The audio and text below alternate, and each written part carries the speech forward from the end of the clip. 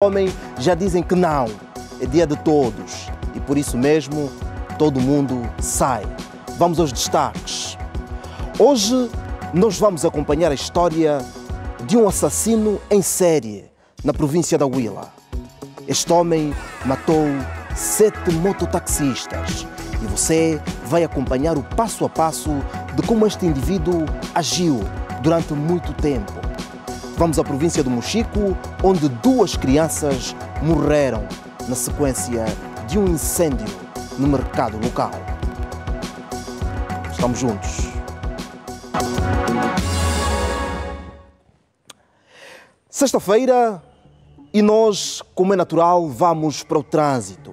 Vamos saber como estão as coisas no trânsito.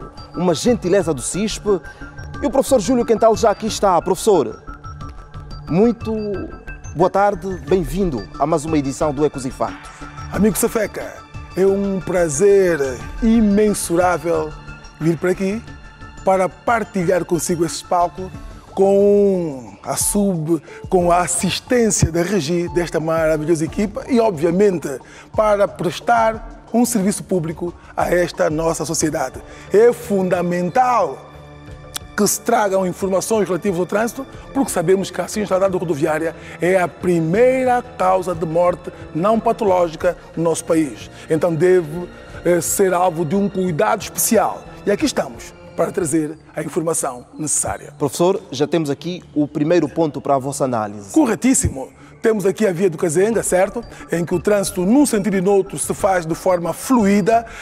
E aqui a nota negativa é a ausência de marcas no pavimento, certo? Que teriam a função de, primeiro, delimitar as vias de trânsito para orientar os condutores o posicionamento adequado em razão do trajeto que pretendem seguir. Portanto, não há aqui linhas a delimitar as vias de trânsito e também não há linhas na extremidade mais à direita a delimitar a berma. Isto é, como esta zona, repare que não há aquelas reentrâncias que permitem a paragem ou estacionamento, logo deveria haver aqui uma linha contínua chamada de guia para delimitar a zona de circulação da berma, local que seria reservada para a manobra de paragem e estacionamento.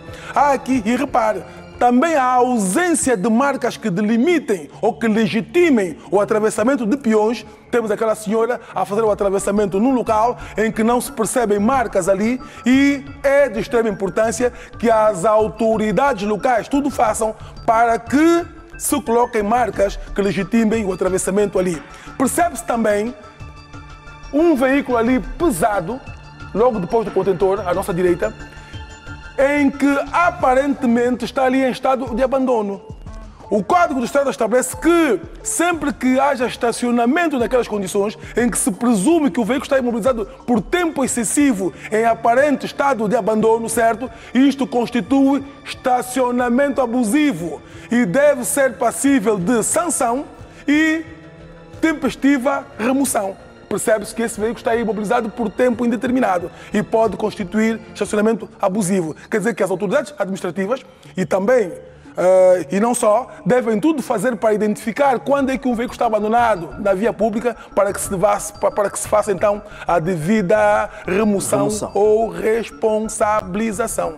Está feita a análise pelo professor Júlio Quental aqui a partir deste ponto. O CISP vai passar-nos agora outro ponto da capital do país para que possa então merecer aqui a análise sempre presente do professor Júlio Quental, quer em relação à movimentação do trânsito, quer em relação à movimentação de peões e também importantes dicas para os órgãos de governação e também de decisão. Estamos a organizar condições para outro ponto. Agora estamos no Hospital da Samba. Professor, deste ponto aqui, o que é que pode ser dito? Corretíssimo.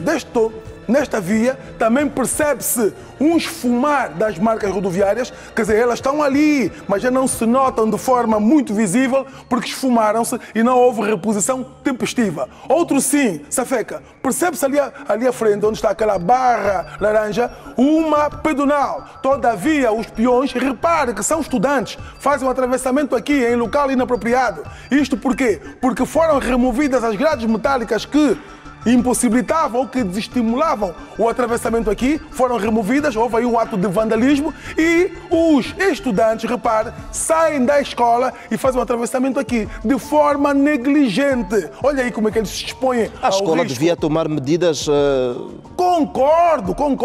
O diretor desta escola, certo, de forma proativa, poderia até orientar que os contínuos ou os auxiliares, nesse caso, orientassem os petizes para atravessar lá na pedonal. Portanto, a escola é um local não só de formação académica, de transmissão de conhecimentos, mas também de valores morais e éticos. E nós, aqui, há indícios graves de que não estamos a transmitir aos nossos petizes um comportamento viário adequado. Já que o dissemos no Ecos e Factos, olha aí, os condutores tiveram o bom senso de afrouxar e deixar passar os peões. Mas repare, não há aqui nenhuma marca rodoviária que legitime o atravessamento aqui. Professor, mas este bom senso dos automobilistas não é questionável aqui. Afinal de contas, é cultura aqui em Luanda, os automobilistas, mesmo diante de uma passadeira ou de uma pedonal aérea, como é o caso daquela, os automobilistas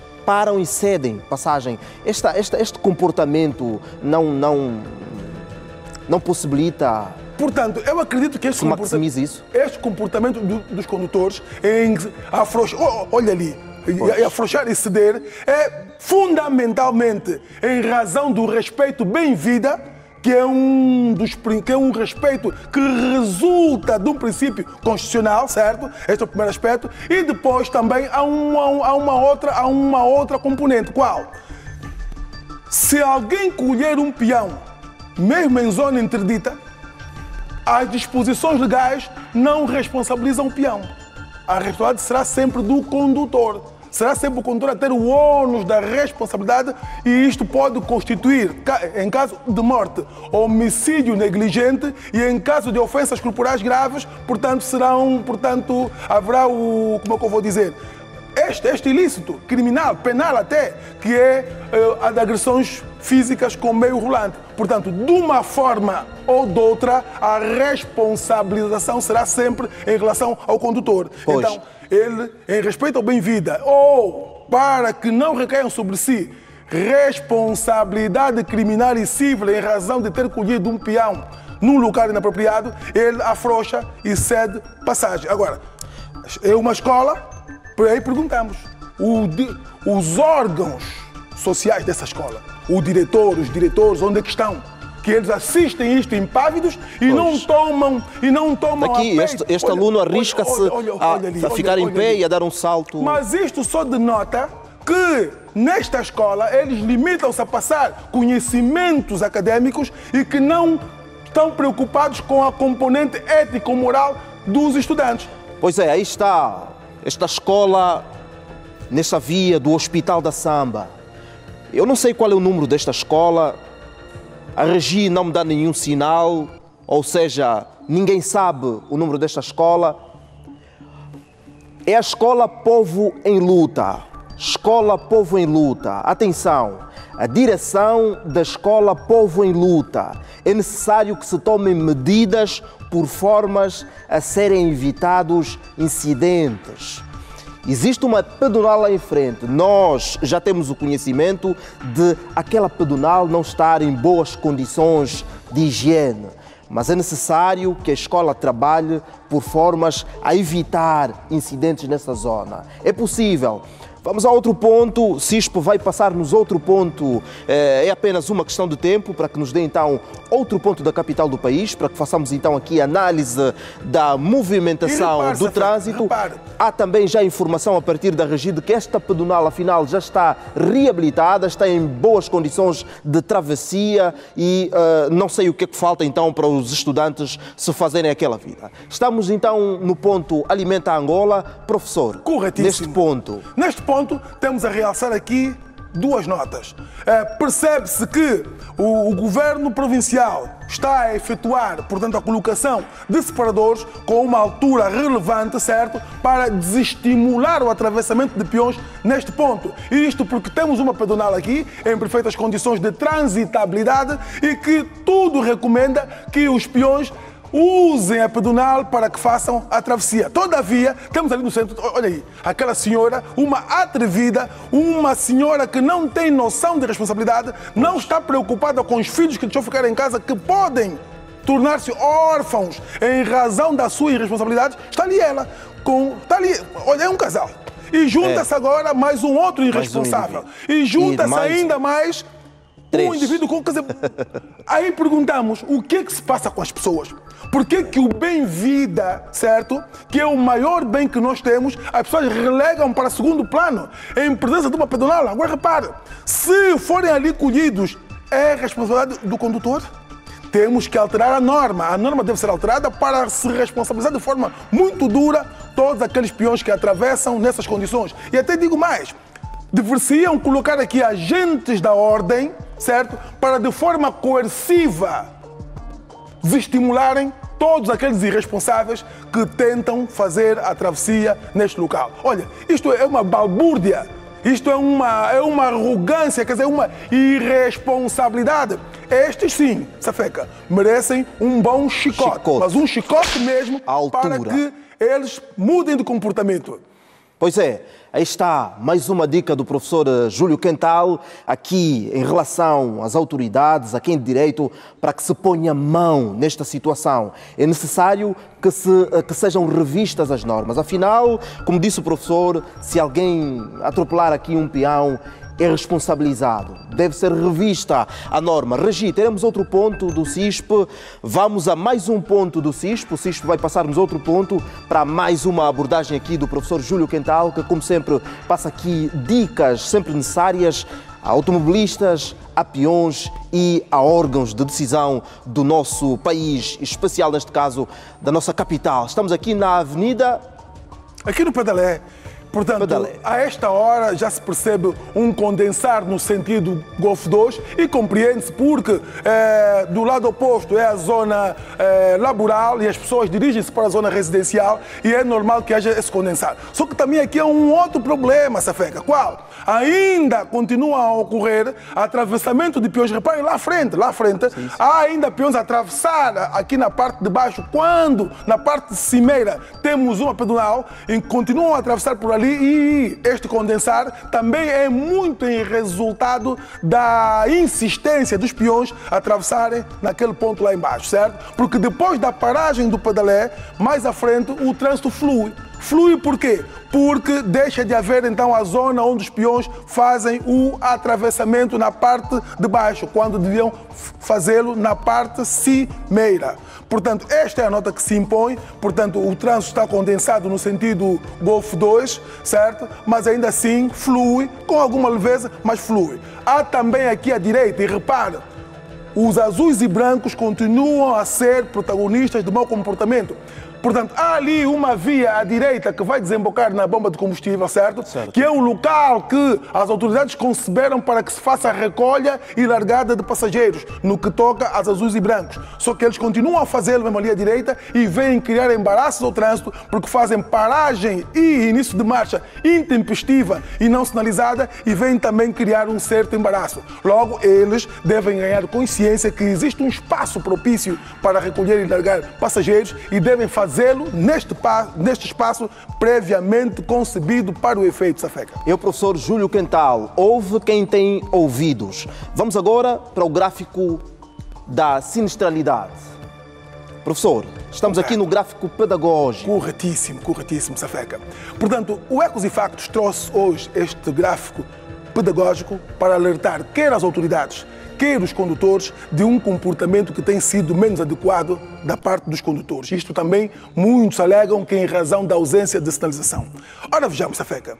Temos a Marginal de Luanda, que é uma via extensa que vai do Porto ao ponto final e vice-versa, certo? Temos a Estrada Adelinda Rodrigues, que vai do 1º de Maio a Viana. Temos ainda a Avenida Brasil. São vias de tráfego intenso, certo? Com mais de 2 ou 3 vias de trânsito em cada sentido. E em algumas delas, os sentidos são separados, que é por separadores, aqui sinalizados a verde.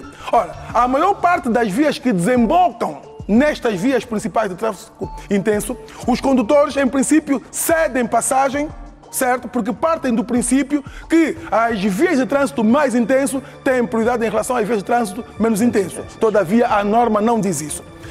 A doutrina rodoviária estabelece que sempre que o governo local entenda que determinada via, em razão da sua fluidez ou da intensidade de trânsito, deve ser prioritária, então a doutrina estabelece que o governo local deve colocar o que é sinais, dizendo que esta via, em razão de ter um trânsito mais intenso, passa a ser prioritária em relação às outras, contrariando a regra de prioridade, e isto é permitido nos termos do artigo 7 do Código de Estrada, que diz que as prescrições resultantes dos sinais sobrepõem-se às regras de trânsito. Assim, vejamos, o que deviam fazer as autoridades?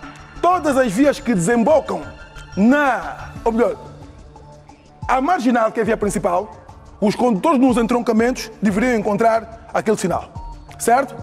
Os vermelhos estão na marginal, no sentido Porto, devem encontrar este sinal que diz que eles aproximam-se de um entroncamento à direita, mas o entroncamento à direita não tem prioridade. E para que os condutores do entroncamento à direita, aqui os veículos laranja e branco, para que saibam que, embora à direita não tenham prioridade, devem encontrar o quê? O sinal de stop, paragem obrigatória, ou devem encontrar o sinal de cedência de passagem. Vimos ontem que o cedência é acompanhado da linha transversal descontínua e o stop acompanhado da linha transversal contínua, que é a linha de paragem imposta. Outro sim, é o que temos dito, é fundamental que no sentido longitudinal se coloquem linhas a delimitar o quê? As vias de trânsito.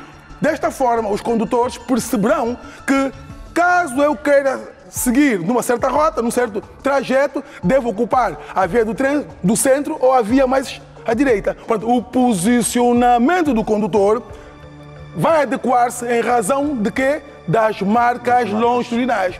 Outro sim, estabelece a norma que os automóveis pesados, por se tratarem de veículos de marcha lenta, devem ocupar preferencialmente a via de trânsito mais à direita, certo? Para permitir que os outros veículos de menores dimensões e mais rápidos possam passar por eles pelas vias de trânsito do centro ou mais à esquerda. Portanto, isto é o que se impõe aqui dizer, que se reparar no desenho está tudo muito bonitinho. Porquê? Porque temos as marcas rodoviárias. Exatamente. Portanto, as marcas não são para embelezar as vias. As marcas têm a função de orientar o trânsito e servem de auxílio em termos de posicionamento para os condutores e vai permitir que haja, no final, segurança rodoviária. As marcas servem para orientar o trânsito e o ecos e factos à sua vida, ajudar-nos a ter uma vida pautada na ética, na moral. Vamos a mais um ponto, é a rubrica Como Então Você?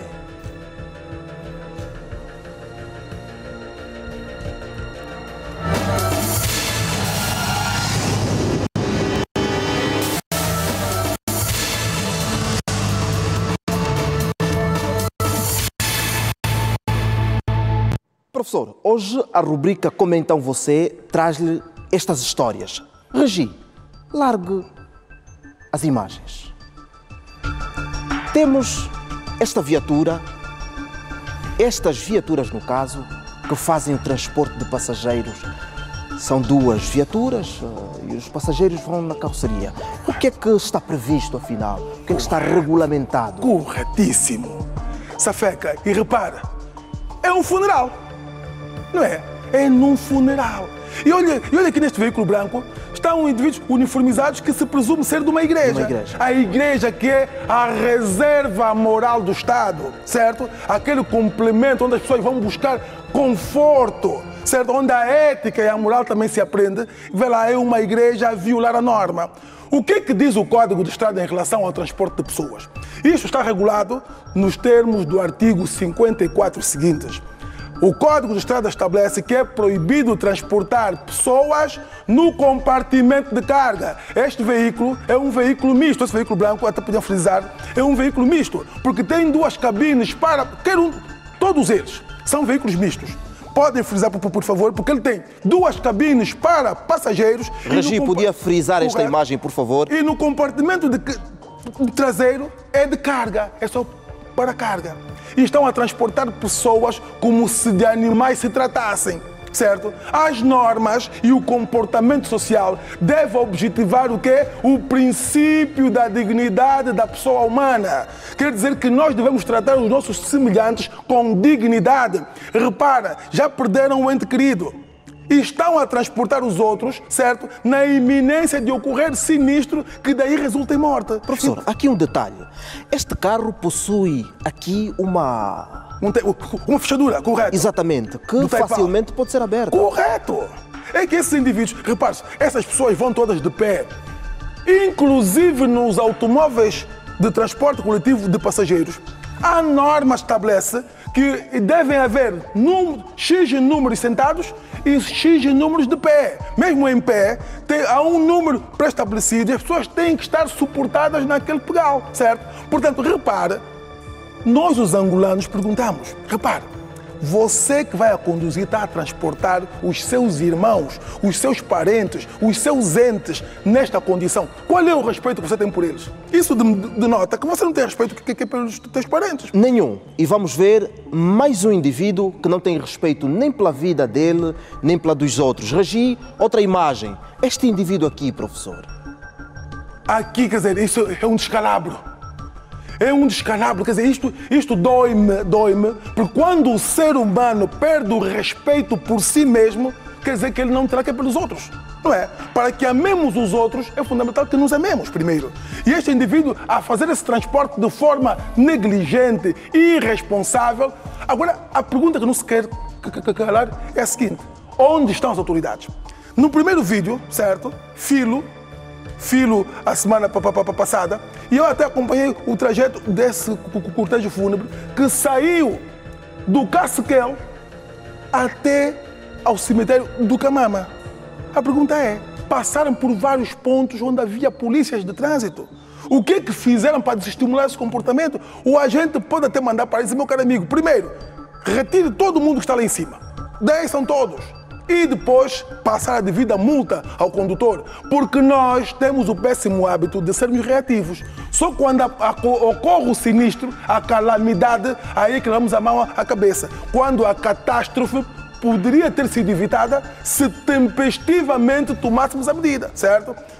Portanto, isto é também motivo de uma boa chicotada e aqui vai o reparo. Autoridades exerçam a autoridade.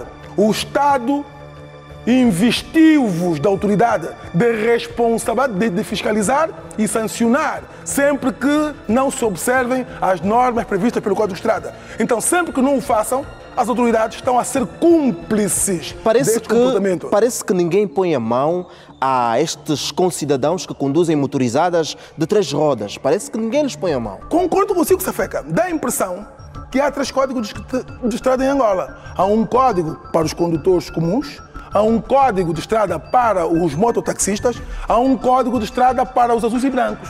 Porque se o Safeca estiver a transportar no seu automóvel ligeiro, certo? Um número superior à lotação, mandam-lhe parar e passam-lhe a multa. Por que aos motociclistas que transportam 3 pessoas, vai o condutor e mais 2 passageiros, ninguém diz nada. É. Se o Safeca conduzir o seu automóvel por de cima do passeio, é multado. Esses senhores conduzem por de cima do passeio, ninguém diz nada. Então, o que está a passar? Quantos códigos de estrada existem? E para terminar essa feca, levo aqui a reflexão às pessoas. O artigo 6 da nossa Constituição é claro. Diz que o Estado, e são elementos constitutivos do Estado, o espaço, as pessoas que lá existem e as instituições legalmente estabelecidas, o Estado subordina-se à Constituição e à lei. Portanto, a Constituição e a lei assim o determinam, dura lex, sed lex. Temos que cumprir. Professor, vamos fazer uma pausa na nossa conversa e vamos ao encontro do Mário Santos. Mário, ontem mostramos a zona de Viana e hoje foste para Viana. O que é que foste para aí ver, Mário? Diz-me.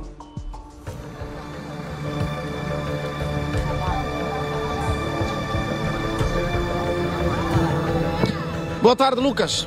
Boa tarde, amigo telespectador. Lucas, olha, há bocadinho mesmo, antes de termos o sinal já à disposição e que está a ser acompanhado pelo amigo telespectador, há bocadinho, eu digo-lhe há bocadinho, a coisa ainda pode-se ouvir o comboio a apitar, passou por nós uma locomotiva, uma composição. No entanto, mostra só, estas senhoras continuavam a vender aqui. E isto é o que preocupa, perturba as pessoas. Veja que estão a vender aqui mesmo, nesse espaço. Ou seja, há um litígio entre as senhoras que vendem e o comboio que passa. Eu vou tentar conversar com esta senhora que está aqui ao pé de mim. Boa tarde, dona. Boa tarde. Boa tarde, sim, papai. Como é que chama? Inês. Dona Inês, a senhora está a vender, está a fazer muito bem, vender neste caso, mas não tem medo de estar a vender aqui ao lado da linha férrea? Sim, tenho medo, chefe. Então por que está a vender aqui na linha férrea? Vamos procurar pão, papá. Bom, procurar pão pode vender no mercado ou não? Estamos procurar pão. Sei, já percebi que está a procurar o pão. Esta senhora também está a vender. Boa tarde. Pai, estou a vender mesmo, meu pai. Muito bem. Mas está a vender aqui ao lado da linha férrea, um bocadinho o comboio passou, não viu? Pai, viu mesmo, por causa de que o Estado não está a dar praça para nós vender. Vamos fazer como? Nós estamos vindo procurar pão para as crianças comerem. Mas agora veja, este local onde vocês estão a vender é um sítio onde passa o comboio. Nunca ouviu dizer que o comboio atropela as pessoas, colhe as pessoas, mata? Mata mesmo, pai, mas o problema, o Estado não está a dar preço para os zungueiros vender. Vamos fazer como? Já percebi, mas em cima da linha férrea, quem vai comprar em cima da linha férrea? Vamos fazer então como, pai? Não é perigoso estar a vender aqui? Nós não estamos... Como? É perigoso. É perigoso? É perigoso. Aqui na linha férrea é muito perigoso, porque agora é assim. Nós estamos aqui a trabalhar, tudo muito bem, todos cada um está a pegar para um deles. Mas só que é muito difícil trabalhar aqui nessa via, porque quando o comboio vem, cada um está distraído. Então fica muito difícil. Quem está lá naquele lado, o comboio está a vir, só vai apitar quando chegar até aqui. Então, a mamãe está vendendo naquele lado. Fica muito difícil, tipo, a coisa nesse jeito é. Então, fica muito difícil. Então, é assim, é só subir, é só dizer, epa, família, tá mal, na linha feira não se vende mesmo, é risco. Pois. É risco mesmo, porque não podemos defender tudo que é do erro, é erro mesmo. Muito bem. É erro. Aqui na linha feira, não dá para vender mesmo. Muito bem. Então, muito bem.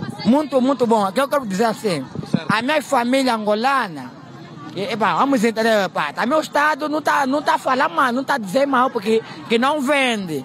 Pode vender, porque há quem sai da casa com todos os problemas. Pois. Sai daí, vem aqui, sei que vai vender aqui, ah não sei o quê. Um problema, o comboio me rompeu. Exatamente, e já ouviu muitas histórias de pessoas que morreram, não é? Lógico. Não queremos que aconteça mais isso. Muito bem, muito obrigado. Como é que chama? Como é que chama? Francisco Manuel, mais conhecido como Bacola. Muito bem, Francisco. Vou falar também com esta senhora. Boa tarde, dona. Boa tarde, dono. Eu vi a senhora também aqui ao pé a vender, mesmo ao lado da linha férrea. Por quê? Papá, estamos aqui mesmo a vender por causa da corrida. Vamos na praça, momento do negócio, tá tiba. Queres que tirar mesmo? Está o quê? Tá tiba, não está. Isso quer dizer o quê? Na praça, tiba não está andando. Então, chegando aqui ali a essa hora de tarde, quase toda a população queremos mesmo ficar aqui onde está a vir as pessoas. Mas aqui na linha férrea não está passando ninguém, passa o comboio. Estamos na beira. Então, quando uma pessoa já viu o comboio, alguém já vai alertar também alguém. Olha, fulana, veja aí o comboio. Então nós fugimos também devagarmente. Há momentos até pessoas que vão atropeladas, não somos nós vendedora. Há momentos a pessoa que está a vir atrapalhado para passar, então é rompido. Senão o Senhor tem mesmo como nos cuidar todos os dias. Mas atenção, Deus também pede às pessoas para que tenham cuidado, ou seja, não tomaremos o nome do Senhor em vão, não é? Porque se nós não nos protegermos, fica difícil eles estender a mão. Agora, vender aqui, eu sei que nós, e vamos ser sinceros, a situação não está fácil, está difícil. Mas não é por causa da dificuldade que estamos a enfrentar que a pessoa vem e sente. Eu vi pessoas sentadas mesmo na linha. Não viu também? Sentamos mesmo na linha. não duvidamos que nós não sentamos na linha, nós sentamos mesmo na linha. Assim que nós vermos o comboio está a vir, mesmo no momento mesmo, as pessoas mesmo de fora vêm ao mesmo tão relaxado, sentado mesmo na linha. Assim que eles verem o comboio mesmo na placa, vão também gritando mesmo, comboio, comboio, vai se despertando mesmo, vai fugir, meu irmão. Meu conselho é que vocês, naturalmente, deixem aqui o pedido de localização, ou seja, vamos falar de uma linguagem mais próxima, né? Mais terra a terra. Seria importante que o vosso pedido fosse feito para que vos dessem lugares para vender, não é? Ao invés de vendermos aqui, certo? Papá, Se aparecer lugar no outro espaço. O governo está sem mesmo dado. Nós saímos mesmo. A pessoa que está aqui esta hora vende lá no mercado do 30. A verdade é dita. Há momento vende. Há pessoas que vendem no mercado 30 depois vêm para aqui. Agora mesmo, se tem um bocado que sobrou, vai vir mesmo aqui no Arreiô. Porque se nós não chamamos praça, nós chamamos Arreiô. E nós não dizemos que a linha feira mesmo é praça, não, é Arreiô. Vende mesmo no mercado do 30, talvez já sobrou de 2.000 para conseguir comprar o peixe. Lá está duro. Se começar a aumentar, não vai conseguir ganhar. Mas se vir aqui, então vai metendo um bocadinho para levar 1.000 e 1.500. Como é que chama? Sua Rosa Bernardo. Muito bem. Temos mais alguém aqui com quem podemos falar? Boa tarde, dona. Boa tarde, sim. Como é que chama? Jéssica Mongo. Como? Jéssica Mongo. Jéssica, não é perigoso estar a vender aqui na linha férrea quando pode-se fazer isso num espaço? Vocês aqui, mesmo que a situação fosse a falta de lugares no mercado, mesmo que fosse, há alguma explicação, alguma lógica em sentar aqui na linha férrea para vender? Eu sinceramente, Jéssica, quero tentar perceber porque é que uma pessoa sai de casa. Eu já vi essa imagem muitas vezes. Agora eu quero tentar perceber porque é que uma pessoa sai de casa e senta mesmo aqui na linha férrea para vender. Bom, não se percebe, aceita-se que a pessoa vem, está no espaço à nossa volta, aí na parede onde estão os outros vendedores. Mas aqui na linha férrea eu quero tentar perceber porquê. É assim, nós não vendemos nesse lado. E aqui nesse lado nós não sentamos na linha férrea. Onde vendem na linha férrea é lá, naquele lado. E nós só paramos aqui quando lá onde nós vendemos, os polícias nos dão corrida para vir para aqui. Senão aqui, antes de os senhores chegarem, viram que... Mas eu vi, há bocadinho antes do comboio passar, eu vi colegas suas venderem aqui. Sim, nós todos estávamos aqui antes do comboio passar, porque os polícias lá nos deram corrida. Nós saímos de lá e o abrigo não só é aqui. Então nós, quando nos dão corrida de lá, nós demos a volta, viemos para aqui. Paramos aqui, mas assim que o comboio vem, nós levantamos. Mas Jéssica, esta é uma zona que esta zona está especificamente para o comboio. Lugar para venda é no mercado. É lá onde a pessoa pode fazer o seu negócio, vender os seus produtos, porque precisa de levar comida para casa para os filhos, certo? Está a fazer muito bem vender, ao invés de cometer crime, ao invés de furtar, ao invés de roubar, está a fazer muito bem. Mas vender aqui na linha férrea é pôr a vida em risco. Nós subimos, mesmo lá onde nós vendemos, também nós metemos a nossa vida em risco. Também na linha férrea? Não é na linha férrea, mas é na beira da estrada. Nós fizemos isso por quê? Porque nós não temos mercado. Não tem mercado? Nós não temos mercado. A administração não deu? Na administração não nos deu mercado. E você vê aqui na guarda-passagem, a nossa praça pequenininha é aqui. E também na estrada, onde eles nos mandam vir, também na estrada. Nós aqui não temos mercado. As mangueirinhas para a praça pequena. Vocês têm aqui, a dona do lugar veio, tem que levantar, tem vezes até sair luta. Não temos como ir lá. É por isso que nós nos abrigamos mesmo aqui. Mas aqui na linha férrea nós não vendemos, só viemos sentar quando a polícia nos dá a corrida. Nós viemos porque é o nosso abrigo. Senão, o apelo mesmo que nós temos, nós que vendemos neste lado, porque a administração, o Estado, nos arranja o mercado. Nós vamos no mercado normalmente. Jéssica, a administração está a ouvir, certamente a resposta chegará e se a administração vos der espaço, se vos der um mercado para vender, vão sair daqui? Nós vamos sair daqui. Vamos sair daqui porque nós estamos a ver o trabalho que a administração está fazendo nos outros bairros. Por exemplo, no São Paulo, no Ojaenda, já fizeram isso. No Talatona também já fizeram isso, deram mercados. Nós aqui também, se nos darem mercado, nós vamos para o mercado. Só estamos aqui porque não temos onde ir. E nós somos os nossos filhos. Não vamos fazer vida, não vamos ir roubar para dar de comer aos nossos filhos. Eu estou aqui, sou mãe de 4 filhos. Eu que sustento meus filhos, pago escola, matabicho almoço jantares, nos meus filhos. E tudo agora está difícil. Eu sustento meus filhos sozinha, porque meu marido anda doente. Se eu ficar de braços cruzados em casa, quem vai me dar de comer? O meu filho amar fica gatuno, a minha filha amar fica prostituta. Não vai ficar.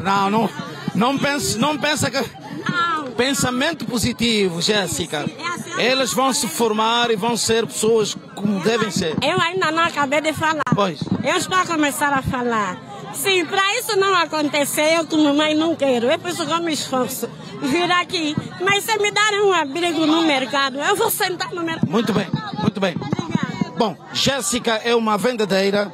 Temos agora... Eu quero pedir que se eu posso... Quero falar com... Não vou falar com os motociclistas agora. Sim. Boa tarde, como é que chama? Boa tarde, sou Conceição José Pascoal. Conceição, também vende aqui? Não, eu não tenho interesse. Ninguém me encosta. Eu não tenho interesse de vender. Digo que o homem me roubou as crianças aqui assim. Eu estava internada com a criança no hospital. Quem é que roubou? Meu esposo. Eu estava internada com a criança no hospital. As crianças estavam com a avó foi como... Ninguém não me faz para tu explicar. Ninguém me faz para... Bom, mas o que vai explicar tem alguma coisa a ver com a venda aqui neste local?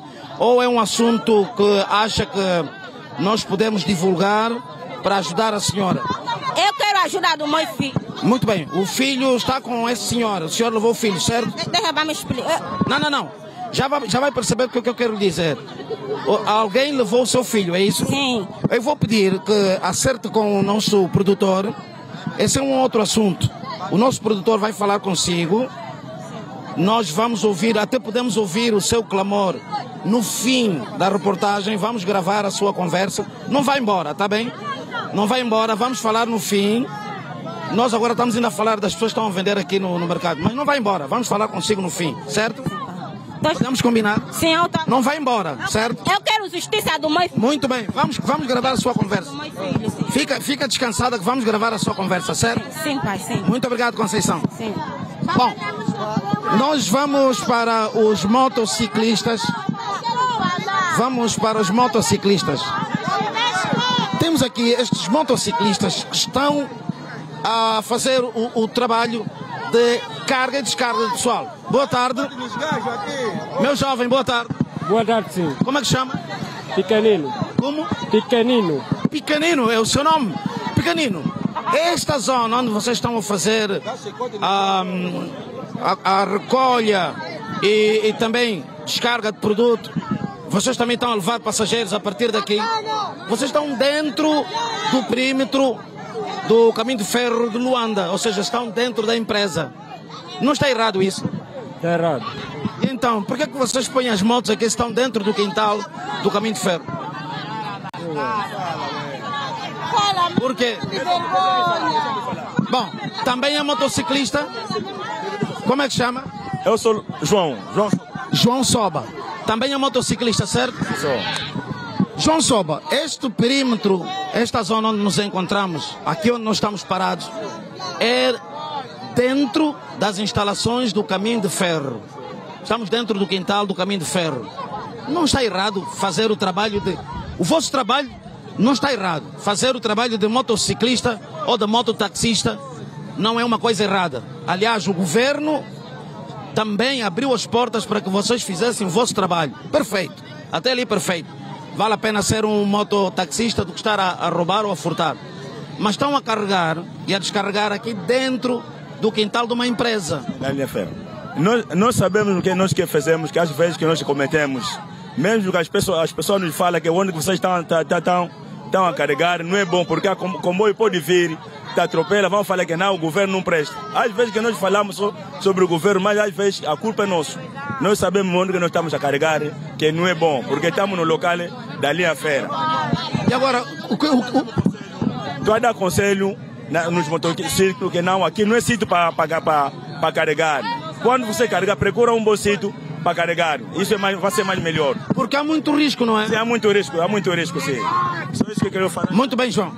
É isso que eu estou a dar conselho para todo mundo. Quando você quer carregar, procura um bom sítio para você carregar, para você trabalhar normalmente. Muito bem, muito bem. Muito obrigado. Bom, vamos tentar falar com... Olha, temos aqui uma senhora que está mesmo à beira. Veja onde é que ela está a fazer a sua venda. Temos outra senhora a vender ali, em cima mesmo da linha férrea. Ou seja, colocando a vida em perigo. Porque pode ser colhida por um comboio. Desculpa. Boa tarde. Lotador da Saparai, lotador. Já vou falar com você. Lotador da Saparai, lotador. Boa tarde, posso falar consigo? Como é que chama? O seu nome? O seu nome? Eva Sebastião Simão. Dona Eva, primeiro deixa-me elogiar o facto de vocês venderem. É melhor vender do que roubar ou furtar, é melhor. Aprovo isso, a sociedade aprova, toda a gente vai aprovar essa sua atitude. Agora, vender aqui não está a vender num sítio que pode pôr em risco a sua vida. Estamos que é o problema, não temos praça, não temos sítio para vender. Não há praça? Na praça já não tem lugar para nós. Quando a pessoa vai na praça, é preciso dinheiro para cobrar o próprio terreno para instalar. Quanto é que eles cobram? A bangada? Vai depender, tem lugar de 25 mil, tem de 200, tem de 50 mil e tem de 25 mil.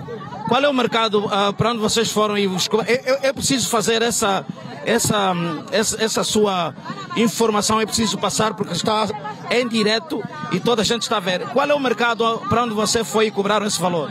Não, eu ainda não fui em nenhum mercado, mas as outras que já foram dizem que cobram esse dinheiro. Eu, como não tenho, nunca fui em nenhum mercado. E se lhe derem um lugar para vender, vai deixar de vender aqui? Vamos deixar, sim, senhora. Muito bem. Primeiro, olha, volto a dizer que essa atitude de vender é uma atitude positiva, certo? Está a fazer muito bem, ao invés de cometer crime. Mas eu só estou preocupado convosco porque estão a fazer a venda aqui. Muita gente tem sido colhida, tem sido atropelada pelo comboio, não é verdade? Não, é verdade. É mesmo risco para nós. Por isso vale a pena ir para um sítio mais seguro, não é, minha irmã? É verdade, sim. Muito bem. Deu para perceber que há forte interesse de algumas vendedeiras e até mototaxistas. Há interesse por aquilo que pude perceber. Eu sei que você também ouviu, não só na primeira pessoa, mas ouviu também e percebeu o que eles transmitem relativamente à necessidade de ter um espaço para vender ou um espaço para fazer transporte pessoal. Agora a questão que se coloca é, será apenas isso? Vamos continuar a fazer estes apontamentos a partir deste local, que é onde está a via férrea que leva as locomotivas de um ponto para o outro, de Luanda para Malange e vice-versa. É por esta linha férrea que passam toneladas de produtos, mercadoria e também passageiros. E é exatamente aqui onde eles estão a fazer o seu negócio. Mostra outra vez, aqui na linha férrea. Exatamente como está a ver nas imagens, é nesta linha férrea em que eles estão a fazer o seu negócio. Põe aqui as latas, põe aqui as banheiras e vão fazer a sua venda, a venda dos produtos. Vamos voltar daqui a pouco e quando regressarmos nós estaremos no outro ponto, também no percurso desta linha férrea, para tentar perceber se de facto no outro lugar é diferente. Eu quero perguntar a vocês, quem se comporta mal merece? Quem merece? Muito bem. Vamos voltar daqui a pouco no outro ponto. Lucas, agora é convosco no estúdio. Mário, muito obrigado. Era o Mário a recolher então estas informações em Viana. Daqui a pouco você vai ver aqui no Ecos e Factos a história de um assassino em série. Um homem que no Lubango matou 7 mototaxistas. Professor, estivemos a ver aqui mais um problema. Temos problemas no trânsito e temos problemas agora também na via férrea. Correto. Um comentário rápido sobre isso, professor. Portanto, os argumentos que foram apresentados pelas vendedeiras e vendedores não colhem. Sabe porquê? Porque não estamos a referir o espaço que é dos caminhos de ferro, não. É que junto ao muro, a cerca aí de 20 metros da linha férrea, existe espaço que é para vender, sem colocar em risco. Quer dizer que por de cima da linha férrea não há justificação possível. É simplesmente arrogância. Agora, há aqui uma questão que eu sempre digo. A autoridade é para ser exercida. Senhores, eu vim para Luanda em 1969. E repare, quando viemos aqui para Luanda, encontramos um sistema organizado e nós tivemos que nos sujeitar às normas que encontramos. Não viemos impor a nossa vontade. É só para dizer que as autoridades devem sim, em observância ao princípio da proporcionalidade, ao princípio da legalidade e da coerência, devem sim fazer com que essas pessoas cumpram com a norma e que não coloquem as suas vidas em risco. E para terminar essa feca, uma delas disse, eu tenho que sustentar os filhos. Tudo bem, se com ela viva a coisa está difícil, se ela morrer... Sem ela, pior ainda. Professor, nós fazemos aqui um ponto e vírgula, a nossa conversa deverá voltar para o estúdio lá mais para frente. Disponha essa feca, disponha sempre. Muito obrigado. Já sabe, estou sempre a dizer... Daqui a pouco começa a segunda parte e lá você deverá ver o passo a passo de um assassino em série. A primeira história contada aqui no programa mais social da televisão pública de Angola. É daqui a pouco. Até já.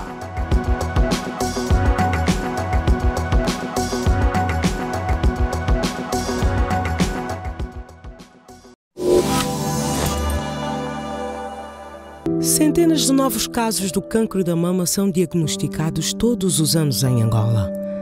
A não prevenção desse cancro mortal põe em risco a vida de milhares de mulheres. O cancro da mama é uma realidade e precisa de ser combatido.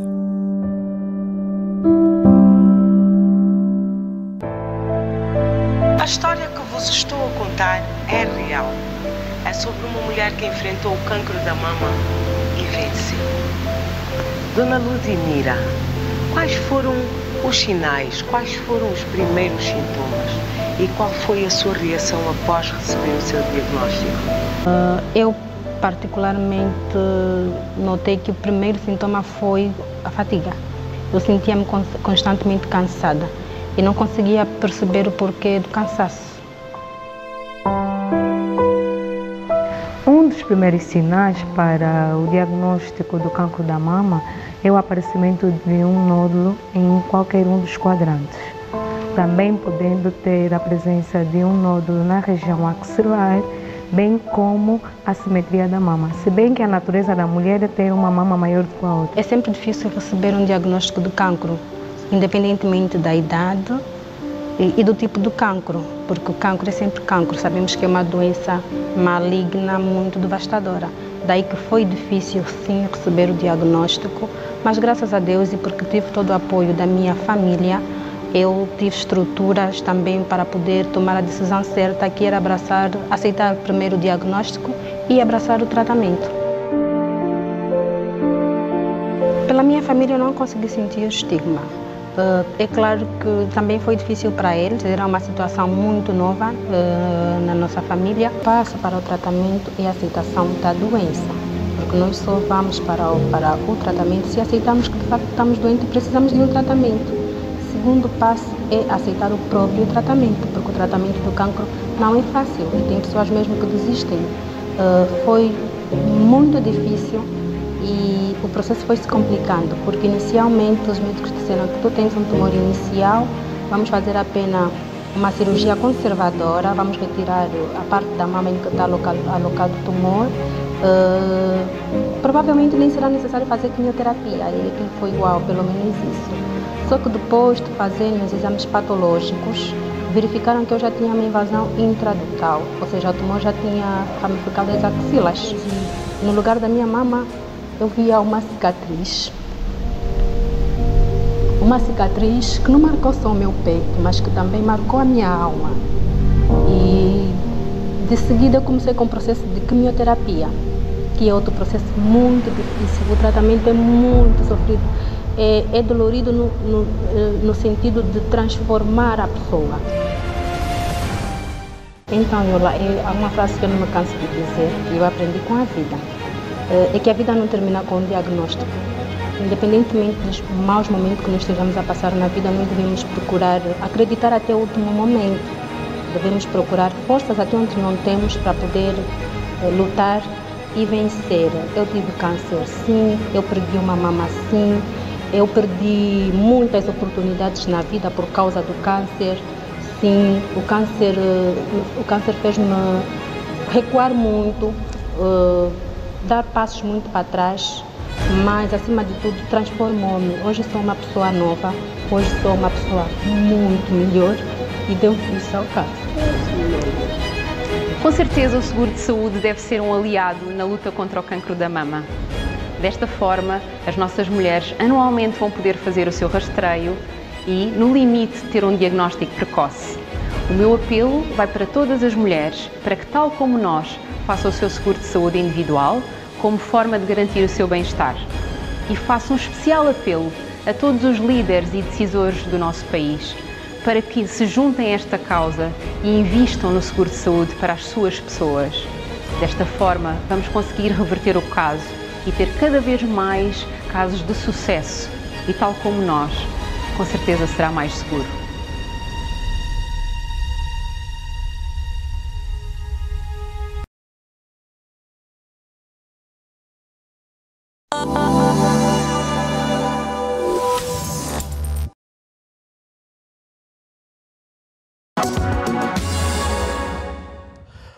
Boa tarde, bem-vindos à segunda parte do programa Ecos e Factos, o meio social da televisão pública de Angola. Estamos na província do Mochico. Na província do Mochico, um curto-circuito resultou num incêndio no mercado local. Um dos armazéns, que continha perto de 300 colchões, também pegou fogo. E este resultou na morte de 2 crianças. 4 pessoas ficaram feridas. Vamos à reportagem.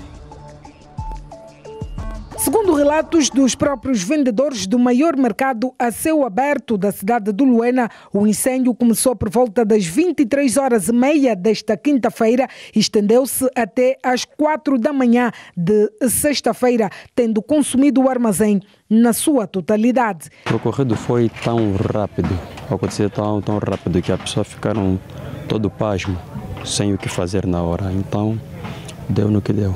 Segundo a informação do que estava dentro, diz que estava a sentir o cheiro de alguma coisa que estava a queimar, mas saiu, foi na cozinha, não encontrou nada. Mais tarde deram conta que então está a queimar, só fumo mesmo que estava aí a pegar. Mais tarde começaram a procurar a chave, como é que vamos sair daqui? O irmão saiu, foi no quarto à procura da chave, não encontrou. Mais tarde aí o fogo também já pegou, com os colchões que estavam aí. Colchão do jeito que nós soubemos, é quase gasolina.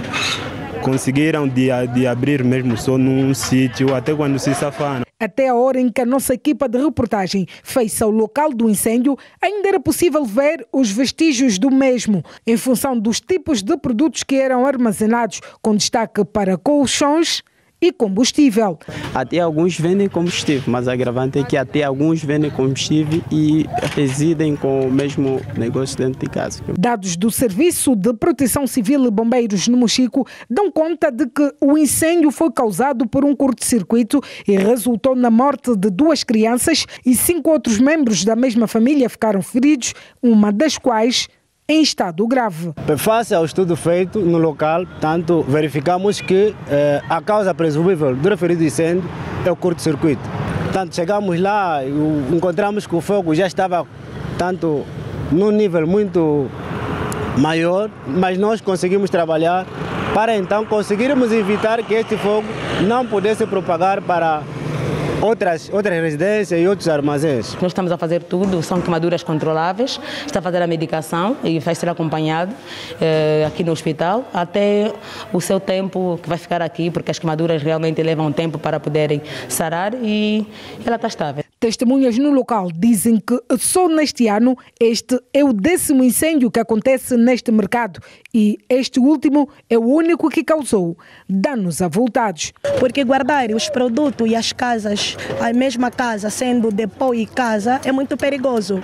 Porque eu acho que se a casa fosse em outro sítio e o depô for em outro sítio, talvez as crianças deveriam sobreviver. A administração do mercado garante que vai reorganizar o mesmo nos próximos dias, por forma a se evitar mais incidentes. Apelamos às pessoas, aos nossos vendedores, que aqui isso é mercado, não é residência. Grande parte dos vendedores deste mercado da Baúca são provenientes das províncias do Huambo e Bié, que quando cá chegam arrendam armazéns improvisados com chapas de zinco, onde de um lado tornam residência familiar e do outro depósito de mercadorias, incluindo o combustível como a gasolina. Este armazém que pegou fogo. Residiam aqui mais de 6 pessoas e ao mesmo tempo eram armazenados aqui mais de 300 colchões. As imagens são de Elder Guerra, Adelino Coessue e Arlete Simão. Até Paiá. Afinal, para além de ser um armazém, era também a residência. Estavam lá 6 pessoas. Duas crianças não resistiram. O professor Kanga Gomes está comigo. Bem-vindo para mais uma análise dos factos sociais do nosso país. Temos aqui a província de Mochico. 2 crianças morrem neste fatídico incidente. Boa tarde, Safeca. Boa tarde, audiência TPA. Grato pelo convite. Indo para a pauta que se impõe, é que é óbvio que quando há um incêndio há sempre danos econômicos e financeiros e aqui o mais grave é que perdeu-se aqui vidas humanas, que é o mais grave, não é mais do que o património e o negócio das famílias que ali exercem a sua atividade comercial, é as vidas que se perderam. Aqui é fundamental